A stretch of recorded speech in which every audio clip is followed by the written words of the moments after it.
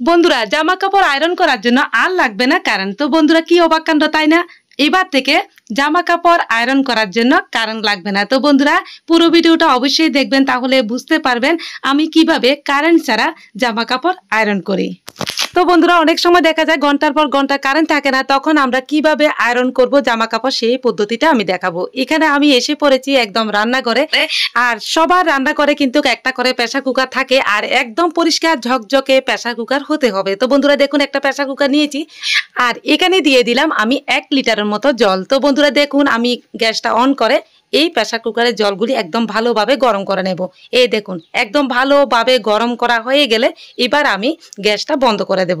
তো বন্ধুরা দেখুন আমি কিন্তু এসে পড়েছি জামা কাপড় আয়রন করার জন্য।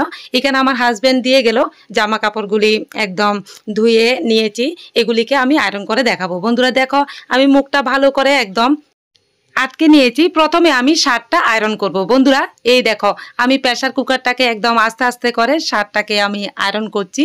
তো একদম ভালোভাবে যেভাবে শার্ট আয়রন করা হয় ঠিক একইভাবে আমি কিন্তু শার্টটা আয়রন করলাম। তো সবাই তো শার্ট বা স্যুট আয়রন করতে জানেন, সেটা তো আর দেখানোর কিছুই নেই। একদম ভালোভাবে কিন্তু একদম আয়রন হচ্ছে। বন্ধুরা আপনারা কিন্তু ভালোভাবে দেখবেন।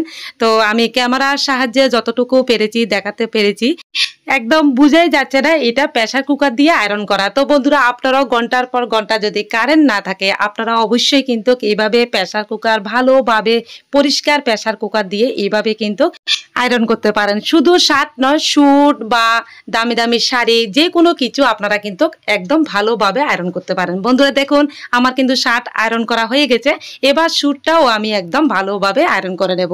তো বন্ধুরা আমি ক্যামেরার সাহায্যে যতটুকু পেরেছি দেখাতে পেরেছি, আপনারা কিন্তু ভালোভাবে দেখবেন খুব সুন্দরভাবে কিন্তু প্রেসার কুকার দিয়ে আয়রন করা যায়। বন্ধুরা আপনারাও কিন্তু বাড়িতে করে দেখবেন, একদম 100% একদম আমরা যখন কারেন্টের সাহায্যে যখন আয়রন করি ঠিক একই রকম হয়। আপনারা বাড়িতে করে অবশ্যই দেখবেন।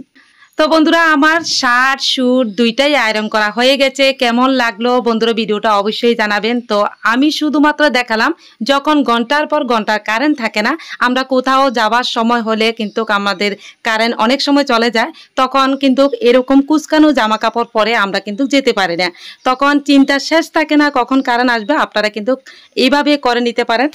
বন্ধুরা ভিডিওটি ভালো লাগলে অবশ্যই শেয়ার করে দেবেন, যাতে অন্যরাও দেখতে পারে, অন্যরাও করতে পারে।